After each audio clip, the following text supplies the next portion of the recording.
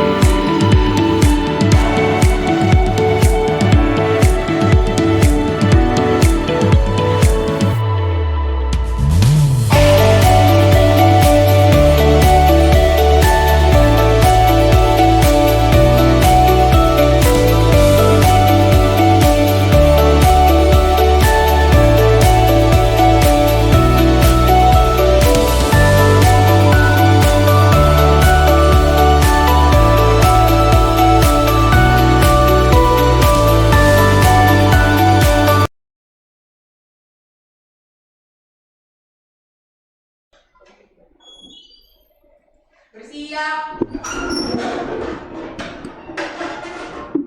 Salam. Selamat siang, Guru. Selamat siang semuanya, silakan duduk.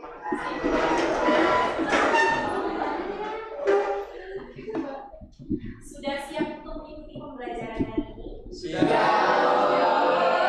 Sehat semuanya? Sehat. Supaya kegiatan pembelajaran kita dapat berjalan dengan baik dan lancar, kita buka dengan doa pembuka. Mohon bantuannya Maria Dia. Duduk aja atau berdiri? Silakan berdiri. Mari teman-teman, kita berdoa dalam nama Bapa dan Putra dan Roh Kudus. Tuhan Yesus, selamat siang. Pada hari ini kami akan mengikuti pembelajaran sejarah dan memberkat dalam hati ya Tuhan. Saya kami supaya kami paham materi pada hari ini. Amin. Dalam nama Bapa dan Putra dan Roh Kudus. Ya, sebelumnya Ibu akan persensi terlebih dahulu ya, untuk mengecek apakah hadir semuanya. Amabel Hadir. Bernadette, Kristalisa, Bianca, Hadir, Bu. Daryl, Hadir, Bu. Elza, Hadir, Bu. Felicita, Hadir, Bu. Gabriel, Hadir, Bu. Jennifer Agnes, Jessica Dea. Oke, hari ini kita akan belajar tentang sejarah Indonesia. Di pertemuan sebelumnya, kalian sudah belajar materi tentang apa waktu itu? Jajahan. Bangsa Eropa. Yang kita pelajari tentang apa? Perlawanan Terhadap bangsa Eropa. Nah, bangsa Barat atau bangsa Eropa ini siapa saja? Spanyol.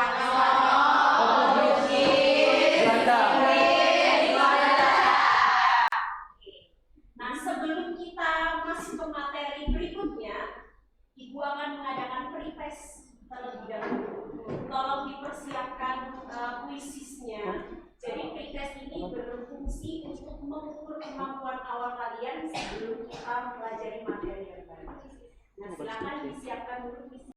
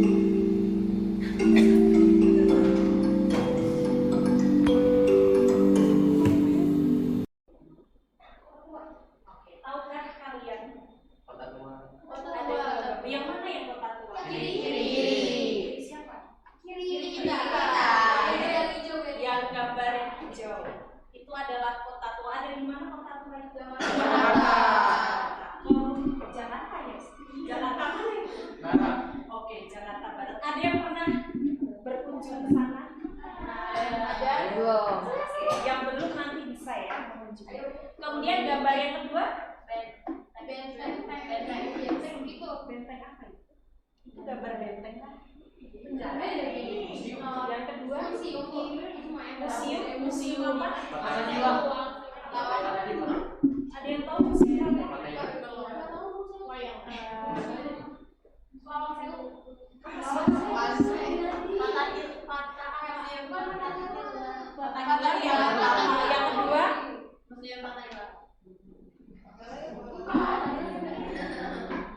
apa? Yang kedua gambar Museum Bahari. Oke, museum Bahari. Oke, baik. Yang pertama itu Museum Kota Tua, itu ada di Jakarta Barat. Nah, dulunya dipakai sebagai balai kota pada masa kolonial. Kemudian yang kedua itu gambar Museum Bahari sekarang. Nah, dulunya dipakai sebagai gudang rempah-rempah pada masa kolonial. Oke. Lanjut ya. Oke, dari peninggalan-peninggalan kolonial yang ada di Indonesia yang masih bisa kalian lihat dan kalian temui, kita sebagai masyarakat Indonesia harus menjaga dan melestarikan budaya ataupun peninggalan-peninggalan yang ada di Indonesia. Nah, oleh karena itu, fungsi kita mempelajari sejarah adalah selain kita juga bisa mengenang peristiwa yang terjadi di masa lalu, kita juga bisa belajar dari peristiwa-peristiwa yang terjadi di masa lalu. Oke, nah kompetensi dasar yang akan kita pelajari itu adalah KD 3.3, menganalisis dampak politik, budaya, sosial, ekonomi, dan pendidikan pada masa penjajahan bangsa Eropa, adalah Portugis, Spanyol, Inggris, Belanda, dalam kehidupan bangsa Indonesia masa kini. Nah, kemudian ada 4.3, itu menalar dampak politik, budaya, sosial, ekonomi, dan pendidikan pada masa penjajahan bangsa Eropa, sama. Kemudian menyajikannya dalam bentuk cerita sejarah. Kemudian indikator pencapaian kompetensinya adalah ini, menganalisis dampak penjajahan bangsa Eropa. Kemudian dalam bidang politik, budaya, sosial, ekonomi, dan juga pendidikan di Indonesia. Nah, kemudian tujuannya adalah peserta didik mampu menganalisis dampak penjajahan bangsa Eropa di Indonesia dalam berbagai bidang yang akan kita pelajari.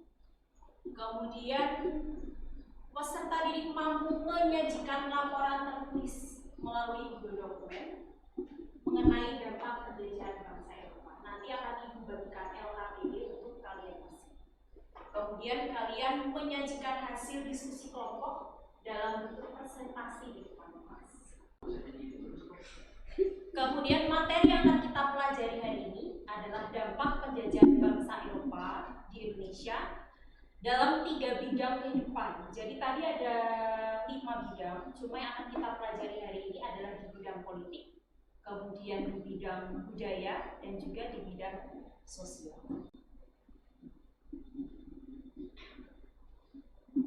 Nah, kalian nanti diminta untuk berdiskusi kelompok ya teman-teman. Kemudian satu kelas nanti dibagi menjadi beberapa kelompok. Kemudian setelah kalian duduk bersama dengan kelompok, kalian akan mendiskusikan materi yang akan kita bahas hari ini. Setelah kalian mendiskusikan, nanti kalian presentasi di depan kelas dan juga ada sesi tanya jawab. Nah, oleh karena itu silakan teman-teman duduk sesuai dengan kelompoknya masing-masing.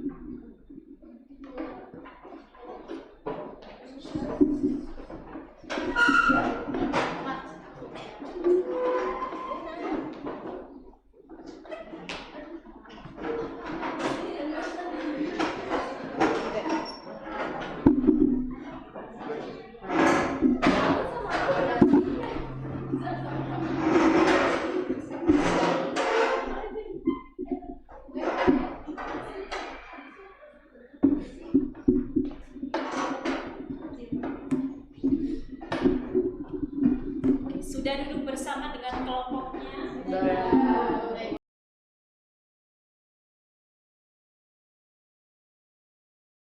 Anak Jakarta akan menemukan sebuah gedung besar dan indah dengan taman penuh bunga yang memukau. Kini, gedung ini lebih dikenal dengan nama Gedung Arsip Nasional. Hampir 250 tahun lalu, di kawasan Gajah Mada ini banyak berdiri rumah peristirahatan bagi kaum elit yang kaya dan selalu sibuk.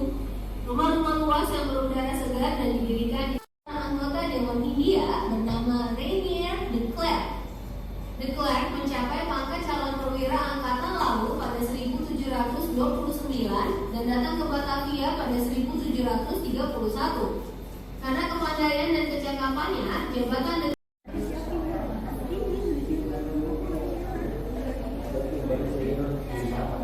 Oke, lanjut ya. Ini dari video yang sudah kalian lihat, nanti kalian diminta untuk mendiskusikan bersama kelompok masing-masing. Video apa sih yang kalian lihat, kemudian menggambarkan tentang apa. Silakan nanti kalian diskusikan bersama dengan kelompok. Kemudian dari materi hari ini juga nanti kalian berdiskusi dengan kelompok. Itu pertanyaannya adalah bagaimana dampak politik pada masa penjajahan bangsa Eropa di Indonesia, kemudian dampak budaya pada masa penjajahan bangsa Eropa di Indonesia, dan bagaimana dampak sosial pada masa penjajahan bangsa Eropa di Indonesia. Jadi ada 3 materi yang akan kalian bahas. Silakan kalian diskusikan bersama dengan kelompok dan dituliskan di LKPD yang sudah dibagikan di grup WA. Ada pertanyaan teman-teman? Tidak ada. Oke, silakan diskusi bersama teman-teman.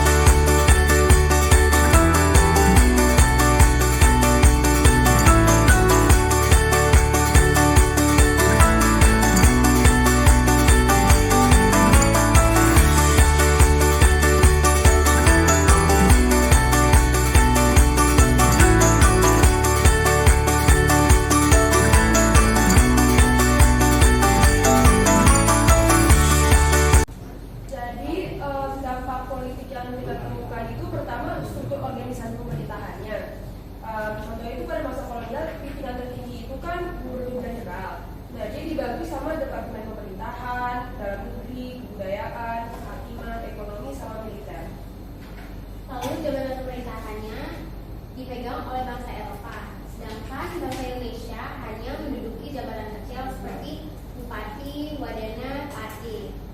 Dan juga ada gaji pejabat pribumi adalah karena lulus.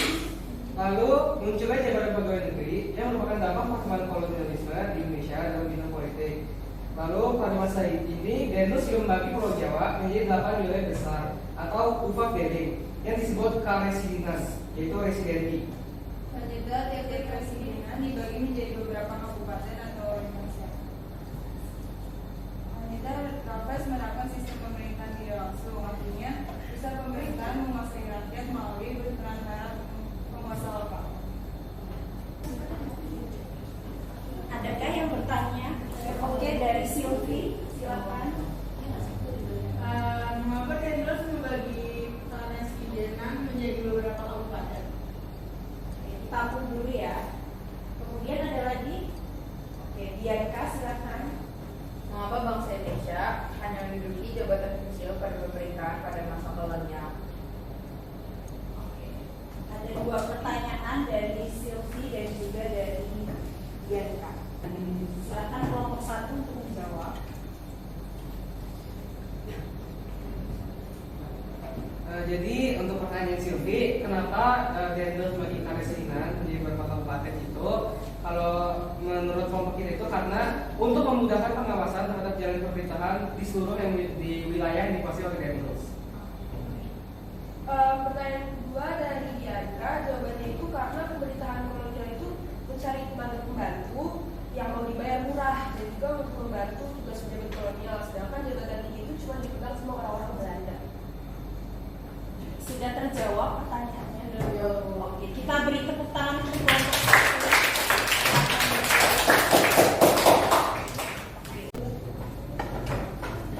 1. Oke, kita lanjutkan presentasi kelompok 2, yaitu dampak di bidang budaya terlebih dahulu. Silakan kelompok 2.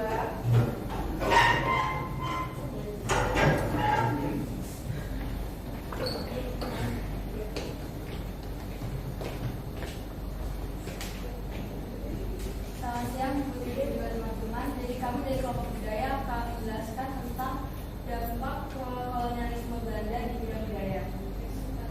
Oke, jadi yang pertama itu kita punya banyak banget bahasa serapan yang berasal dari bahasa Belanda. Itu dari Portugis dan Inggris, misalnya nih dari bahasa Indonesia handuk jadi handok, terus sepatu jadi sepato, kemudian buku jadi book. Habis itu selain kosakata itu kita juga dari bangsa Eropa banyak banget menggunakan hal baru ke bangsa kita. Terus juga kita jadi tahu juga berbagai musik internasional ataupun tarian seperti dansa. Nah, selain itu kita juga banyak banget peninggalan dari Belanda itu kayak bangunan-bangunan sejarah yang menjadi saksi bisu terhadap segala peristiwa di masa lalu. Nah, semua bangunan itu pastinya punya ciri khas dan juga sulit buat dibuat kalau di zaman sekarang. Jadi kalau misalnya zaman dulu tuh bahan-bahannya mungkin lebih bagus, terus juga kayak susah untuk ditemuin. Nah, contohnya itu ada kayak di Kota Tua, terus juga ada Lawang Sewu, dan ada juga PT Kereta Api Indonesia atau Persero yang awalnya itu digunakan sebagai kantor pusat perusahaan kereta api swasta Netherlands Indische Spoorweg Maatschappij atau bisa disebut juga dengan NISM. Terus kemudian juga gaya berpakaian dan gaya hidup bangsa Eropa menjadi sebuah trendsetter bagi golongan-golongan lainnya. Yang terakhir adalah tradisi makan wastafel, yaitu penyajian makanan ala Eropa. Sekian dari kami, apakah ada yang bertanya? Apakah ada yang bertanya? Silakan bertanyakan. Yang belum bertanya silakan bertanya. Dari JJ terlebih dahulu, silakan. Apa yang dimaksud dengan tradisi wastafel? Apa yang dimaksud dengan tradisi? Pertanyaan kedua dari siapa? Oke, Petrus. Kenapa sih musik keroncong itu lebih gampang berkembangnya di Indonesia, sama lebih disukai sama orang Indonesia? Kenapa musik keroncong mudah digemari atau mudah disukai di Indonesia dan berkembang di Indonesia? Silakan kelompok 2 untuk menjawab pertanyaan.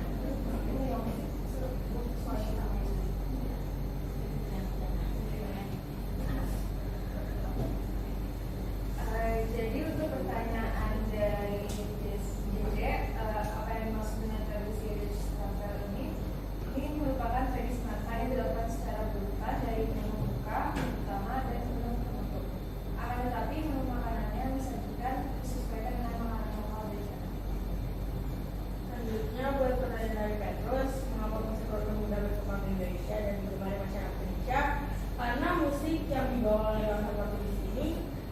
baur dengan musik lokal yang sudah ada sebelumnya dan menghasilkan kebudayaan, yaitu musik keroncong. Jadi sudah sesuai dengan selera masyarakat Indonesia.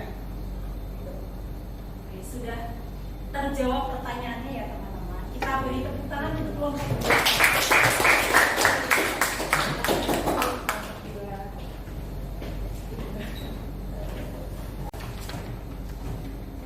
Dampak sosial pemindahan bangsa Eropa ke Indonesia, yang pertama adalah lunturnya sistem feodalisme yang sudah ada dari zaman kerajaan-kerajaan. Nah, yang kedua itu ada sosial keagamaan. Jadi salah satu dampak dalam bidang sosial ini adalah munculnya masyarakat yang menganut agama Katolik, misionaris Protestan, dan Lampung Niaga dan Simon Ras serta pengaruh Kristen Protestan. Kemudian adanya pertumbuhan penduduk yang pesat di Pulau Jawa karena Pulau Jawa menjadi pusat administrasi dan kegiatan industri kolonial. Pemerintah kolonial itu menerapkan program migrasi. Lalu terjadinya perubahan pelapisan sosial dalam masyarakat pada masa kolonial, yaitu sebagai berikut. Yang pertama, golongan timur asing yang terdiri dari orang Cina dan Timur Jauh. Yang kedua, golongan Eropa yang terdiri dari orang Belanda dan orang Eropa lainnya. Lalu yang terakhir, golongan pribumi. Apakah ada pertanyaan? Oke. Maria Dian, silahkan. Oke, jadi tadi kan dijelasin tentang sistem feodalisme itu karena mengapa sistem feodalisme itu luntur di masa kolonialisme. Mengapa feodalisme itu luntur di Di masa masa kolonial? kolonialisme.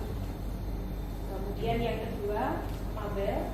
Jadi itu pemerintah kolonial kan menerapkan program migrasi. Dan di sasaran program itu siapa?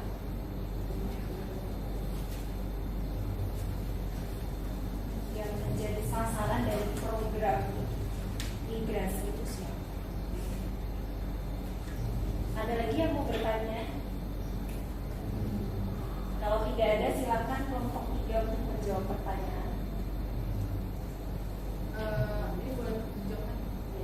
Yang pertama itu dari pertanyaan Maria, itu mengapa sistem feodalisme luntur pada masa kolonialisme. Ini karena penguasa kolonial menggeser sistem feodalisme, yaitu hak-hak kaum bangsawan yang sudah ada dari zaman kerajaan-kerajaan. Nah, rakyat ini harus menghormati pemerintah kolonial. Untuk pertanyaan dari Mabel, jadi program migrasi itu sasarannya yaitu petani-petani miskin di pedesaan Jawa dibujuk untuk bekerja di perkebunan-perkebunan yang ada di Sumatera Utara. Sudah? Oke. Kalau sudah, silakan dulu teman-teman dari kelompok 3. Kita beri tepuk tangan.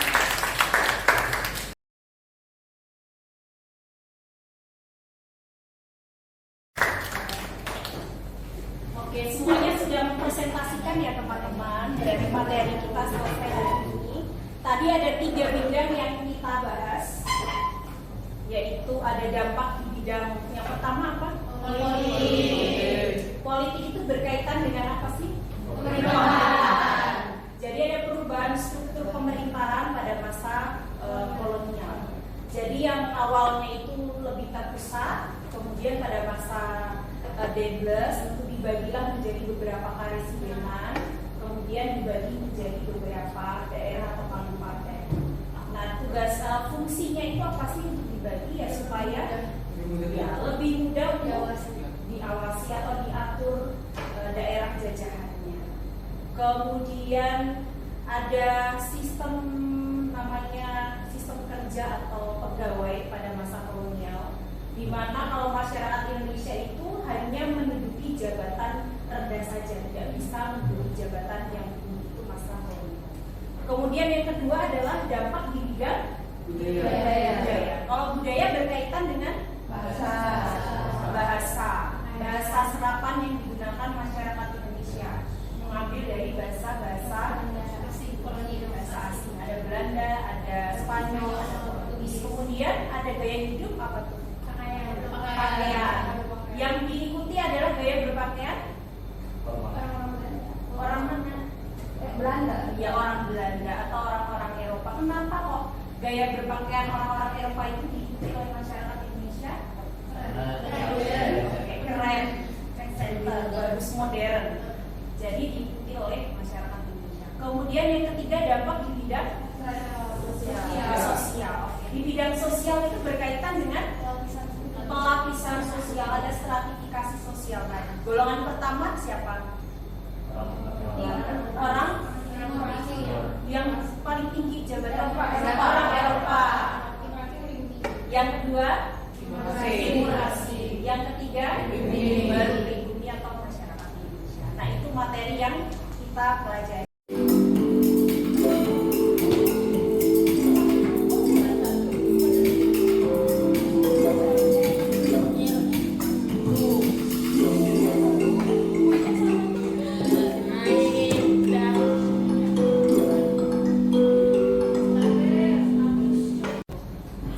Sudah menyelesaikan kegiatan pembelajaran hari ini. Nah, Ibu sudah mengirimkan di grup WA kelas itu link untuk refleksi pembelajaran kita pada hari ini.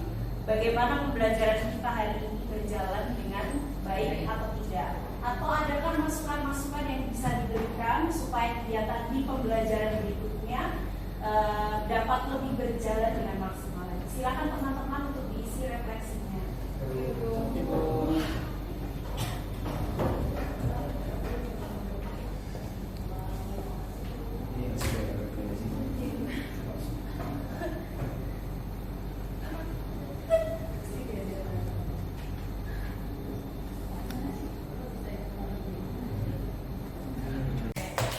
Kita berikan tepuk tangan untuk kita semuanya.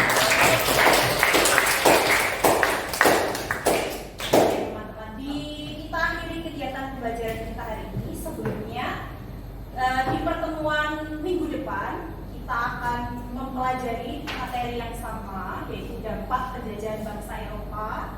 Akan tetapi di dua bidang yang berbeda, yaitu bidang ekonomi dan juga bidang pendidikan. Itu ya teman-teman. Nanti disiapkan di rumah, dipelajari dulu materi-materinya supaya pada saat kita pembelajaran di kelas kalian sudah ada gambaran seperti apa sih materi yang akan kita pelajari. Ibu mengucapkan terima kasih kepada teman-teman kelas 11 IPS yang sudah mengikuti kegiatan pembelajaran hari ini dengan sangat luar biasa. Semoga apa yang kita pelajari hari ini, materi-materi yang sudah kita diskusikan, dapat menambah ilmu pengetahuan kita dan juga dapat bermanfaat bagi kita di kehidupan nanti ya teman-teman. Supaya kegiatan kita berjalan dengan lancar juga setelah ini, kita akhiri teman-teman dengan doa penutup. Mohon bantuannya terus untuk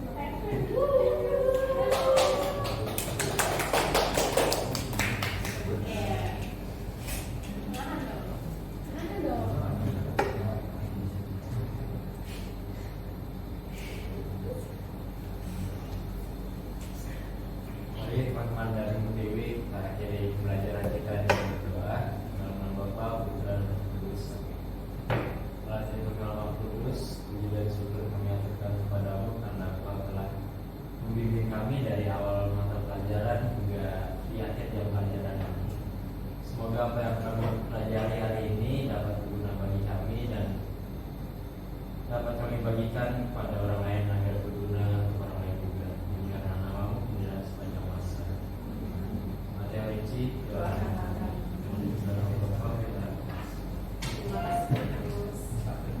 Terima kasih semuanya. Selamat siang. Sampai berjumpa kembali di pertemuan selanjutnya. Siang.